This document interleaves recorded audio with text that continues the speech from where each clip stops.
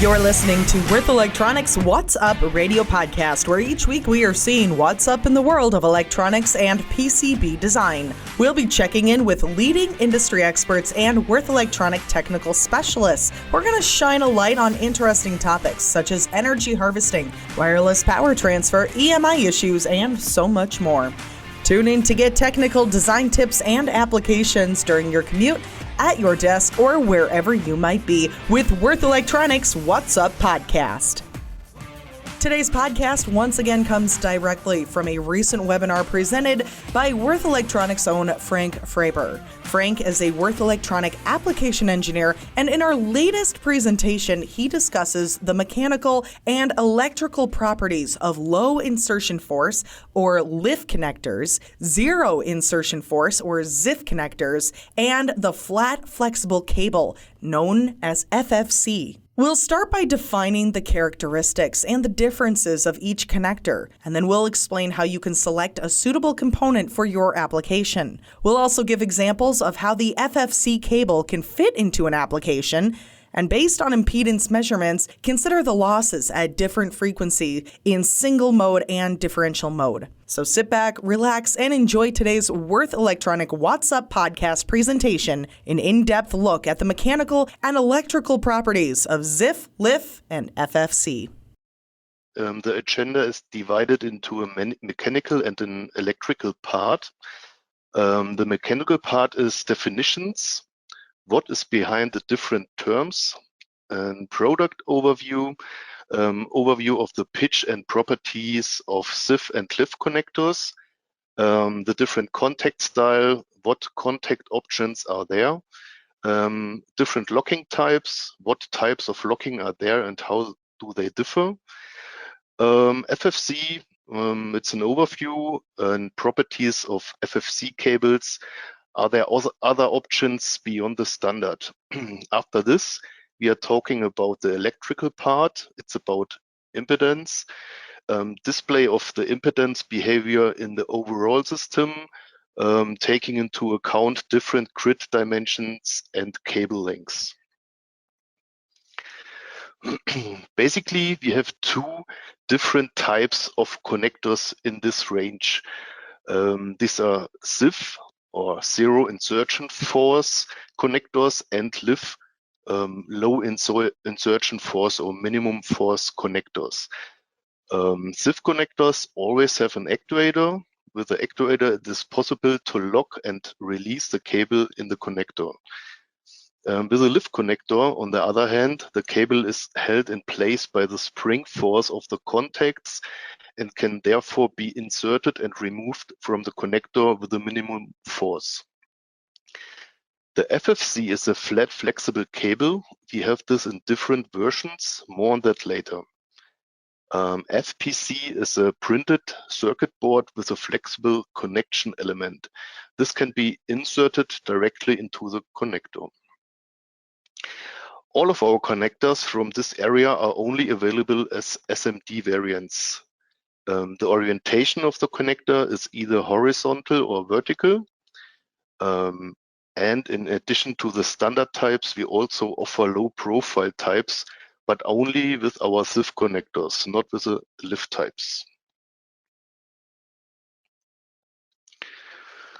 I'd like to show you our product in detail here. As we can see on this page, there are two different pitches in the ZIF category. These are the ZIF with 0.5 millimeters and the ZIF with a 1.0 millimeters. At this moment, we had the LIF connectors on this side only in the pitch of 1.0 millimeters. We hope that we can offer you the LIF types with a pitch of 0.5 millimeters in a few months. We had two different current specifications. You can see it here. The smaller currents are given for the low profile types. Some basic information on the number of poles. As a rule, these are always even numbers. There are a few exceptions with odd numbers. The main difference between ZIF 0.5 and 1.0 millimeters. They differ in the number of poles. You can see it here and here. With a pitch of 1.0 millimeters, there is no backlog available as an actuator. And the main difference between ZIF and LIF types, there is no low profile variant available here.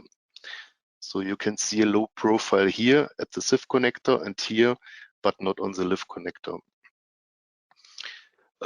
As previously mentioned, there is no actuator on these types. The cable is held in place by the spring force of the contact.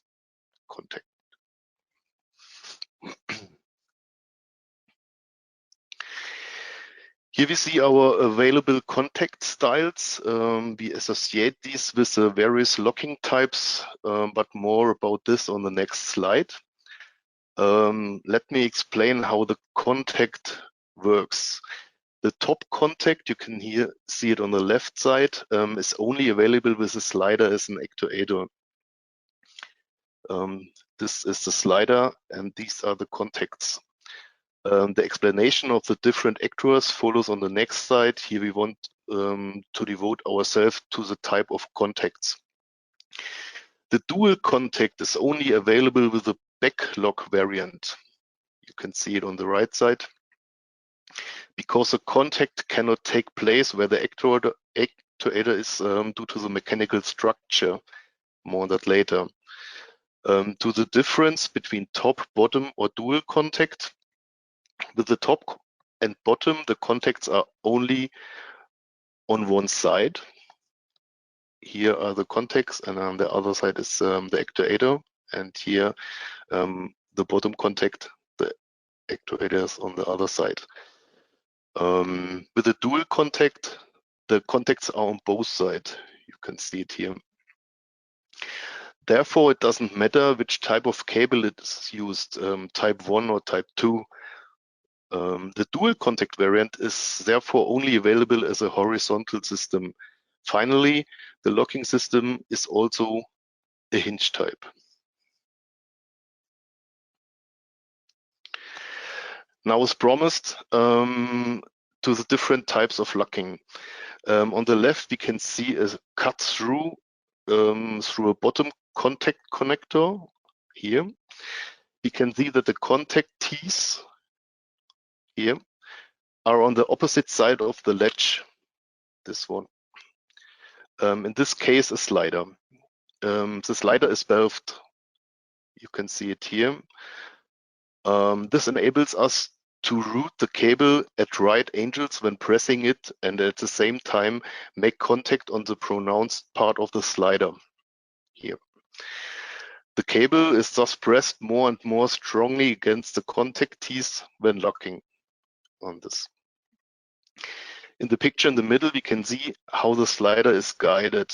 You can see it here. This should facilitate a right-angled insertion of the cable and prevent the slider from jamming.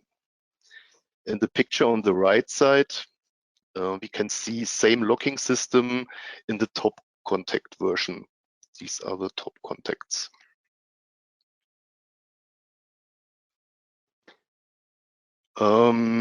This picture shows a section through a vertical or an upright ZIF connector.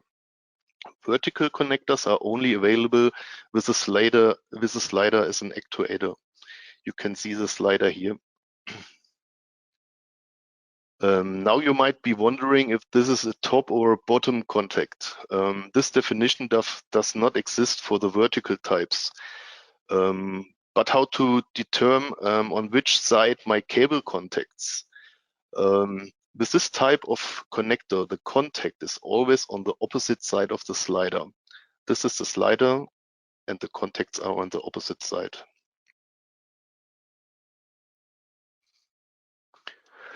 The backlog actuator is ultimately also a kind of hinge type. We will come to this hinge type in a moment. The difference between backlog and hinge type lies in the placement of the actuator. At the cable entry point, then it's on this side, or opposite it like this. Only the connector variant with backlog can be a dual contact variant. Why? Due to the mechanism just shown, there is only enough space for the mechanism in the backlog. You can see the mechanism here. Placing the mechanism on the side of the cable entry is not possible. Let's look at the mechanism in detail. Here we have a semicircle, you can see it here, that is vertical in the locked position, like this. And horizontal in the unlocked position. So the slider goes angled like this, and then it's horizontal. This pressed the cable against the contact teeth. You see it here.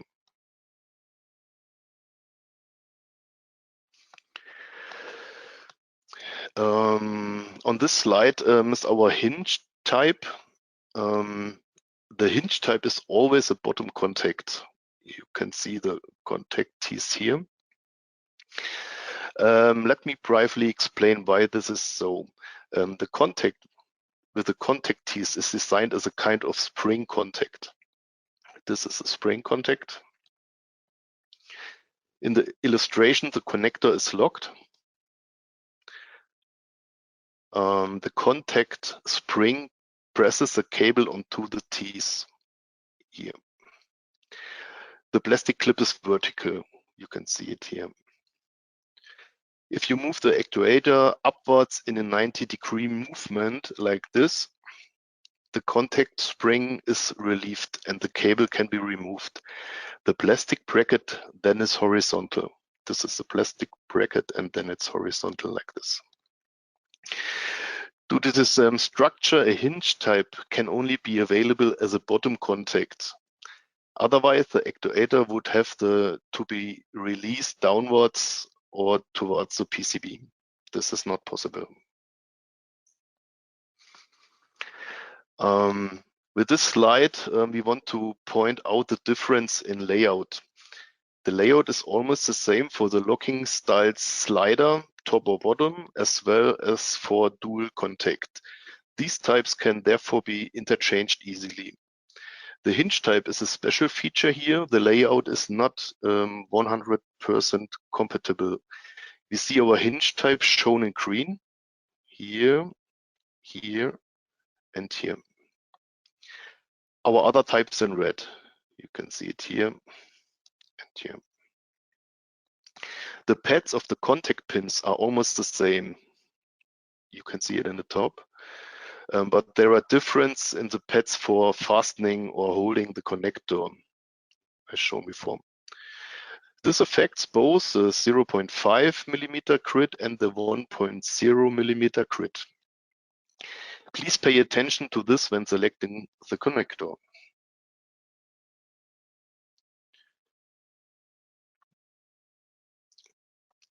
Each of these illustrations is a section through our LIF connector.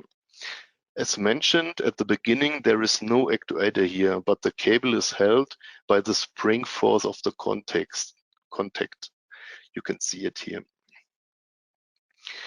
This has the advantage that the connector can be made smaller in items of its external dimensions and less space is required around the component to access the actuator. At the same time, the time for assembly is reduced since the cable only has to be plugged into the connector. Active locking is therefore no longer necessary. In the case of the vertical or standing variant, you can see it on the right side. The opposite lead of the contacts can be seen very nicely. You can see it here and here. This simplifies the positioning of the component on the circuit board. At the same time, we increase the mechanical stability. But how to recognize where my contact surface for this cable is? At the ZIF, we just talked about the reference point of the actuator and its opposite side. Here it is the case that the contact brackets, this one, are visible from the outside. from the top in this case, so you can orientate yourself on that. The LIF variant is currently only available for with a pitch of 1.0 millimeter. Pull-out forces are shown in the reliability report. We would be happy to send you a PDF version of this by email.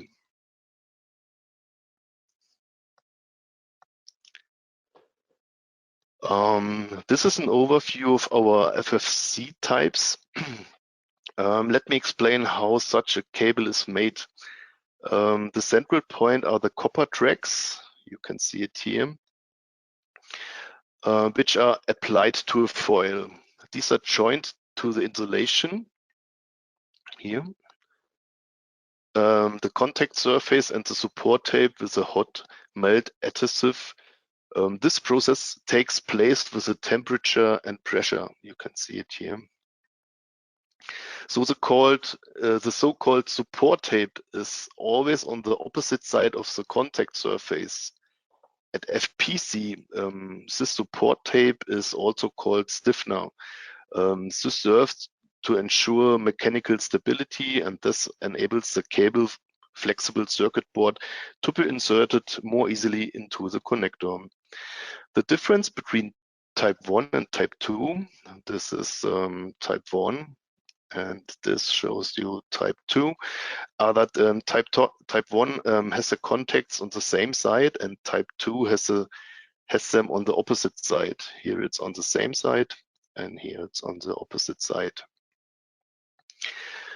We have different cable lengths. These are 50, 100, 152, and 200 millimeter. Let me show the customer-specific service in detail on the following page.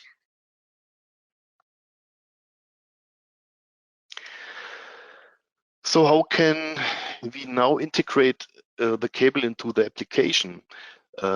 Typical applications for these cables are display and keyboard connections, board-to-board connections, test and measurement systems, industrial applications, and consumer electronics. Ultimately, FFCs are used wherever a robust and flexible cable with a small dimension is required for data transmission. At the beginning, we talked about different standard cable lengths. These were 50, 100, 152, and 200 millimeter. If you can't get along with these cable lengths, you often only have a special length with a corresponding MOQ or a new solution. In order to close this gap, we have decided to produce folded FFC cables. We also produce them in different lengths, 3 in number. However, this length is much more flexible. Variant 1 from 120 to 200 millimeters, variant 2 from 165 to 350 millimeters, and the variant 3 from 280 to 500 millimeters.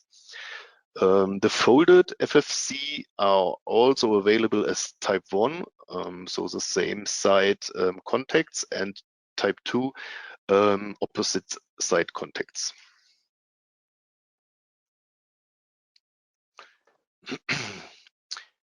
Our new foldable FFC has the same specification as the existing FFC, but can be pulled out to different lengths.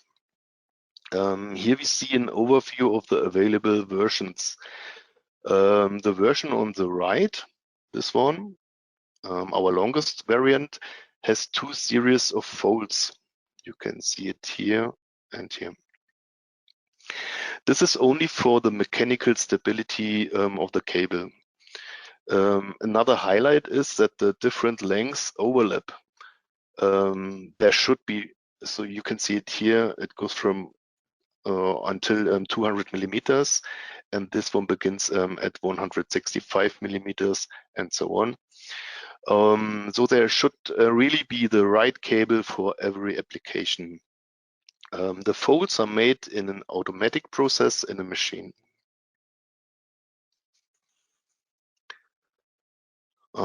We would also be happy to manufacture customer-specific FFCs for you. The MOQ is 5,000 pieces.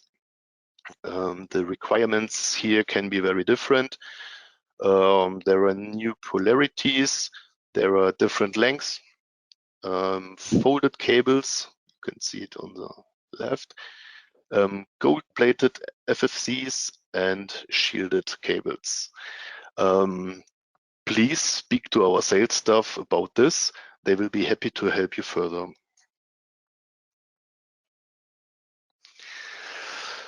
From here, we start with the electrical characteristic of our system. In particular, we describe the impedance in the following slides. Basically, one can say that the reflection phenomenon does not behave linearly. The representation shown in the figure quantifies the signal which is transmitted as well as reflected. These curves are, however, the theoretical curves. Detailed measurement results will follow. However, it can already be seen here that our system is balanced with an impedance of 50 ohms. With this impedance, we have almost no reflections.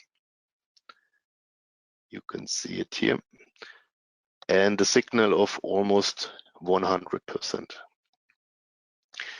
The more the impedance varies, the more important the reflection becomes. This is why impedance matching is so important. After all, we want to transmit the maximum of the signal.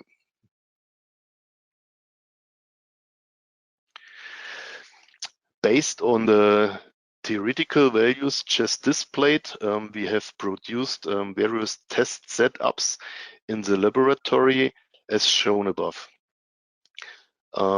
Basically, our test setup consists two ZIF connectors. You can see it here and here. One FFC cable in the middle and two SMA connectors on the right and on the left side. These SMA connectors are only for better connection options to our network analyzer. SMA connectors and connecting cables to the analyzer were calibrated before the measurement in order to determine the characteristic impedance. We have chosen two measurement methods.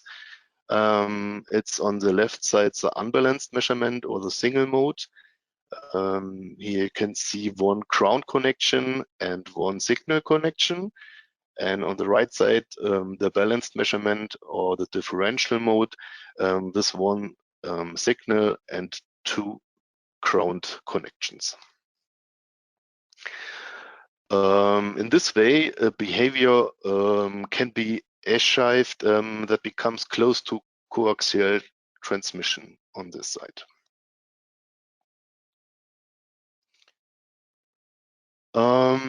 The measurement results shows a typical curve using the TDR, time domain reflectomy configuration using a 200 millimeter long FFC cable with a pitch of 1.0 millimeter with a rise time setup of 32 picoseconds to increase the measurement accuracy.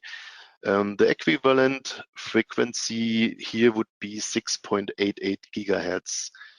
We can see, or what we can see is that in the area of the cable, it's the section 3 here. The impedance already increases to 130 ohms in single mode. This both in the 0.5 millimeter grid as well as in the 1.0 millimeter grid. We remember the target impedance of 50 ohms to get minimum reflection. This looks much better in differential mode with 85 ohms. You can see it here in the table. In zone 2 and 4, here and here, the impedance is unstable. Reasons for this are SMA junctions and ZIF connectors that cause noise and make the measurement unstable. The protective film of the measured cable consisting of PET or different of different thickness and colors, therefore different impedance. As already mentioned, our main focus is on the frequency characteristic, since many applications require little loss to be considered across the entire frequency spectrum, not just a specific range. In this representation, we can see the differences between the single and the differential modes very well. At a frequency of up to 3 gigahertz here, we only have a loss of about 5 dB in differential mode with an almost linear progression, this line. In single mode, it looks much worse. There are big breakouts in the range of 250 here to 1000 megahertz here. From a frequency of 2800 megahertz, it's about here, we have almost completely lost our signal. The losses have been quantified up to a frequency of 3 gigahertz because this should cover most used cases. Let's look at the influence of cable lengths. The diagram shows our different lengths of a 0.5 millimeter FFC in differential mode. These are the different cable lengths. We can see that the trace and the losses are relatively similar, and the cable length has only minimum influence of the signal or the losses here. At a frequency of 3 gigahertz, we see a difference of about 2 dB here on this side. It looks a little different with a grid of 1.0 millimeter. The curves are still relatively similar, but here the losses become significant larger with increasing frequency and longer cables here. This should definitely be considered when designing. Our conclusion, we have described here a practical method to determine the impedance of an FFC. Impedance was measured in a balanced mode as well as an unbalanced mode. The balanced mode is recommended for greater system stability and to avoid unnecessary losses. The measurements were taken by TDR, time domain reflectometry, and with the network analyzer. In TDR mode, the FFC impedance is only measured for a defined frequency. This setup has shown that cable length has no effect on impedance. Network analyzer covers the full frequency range at the same time comparable with customer applications. It's PCB, transitions, connectors, and cables. More typical is the measurement of the impedance value, which contains relevant information. Results underline that below 2 gigahertz, regardless of the constellation, the signal losses are around 4 dB, which is good. When bending the FFC, no changes or additional losses could be determined.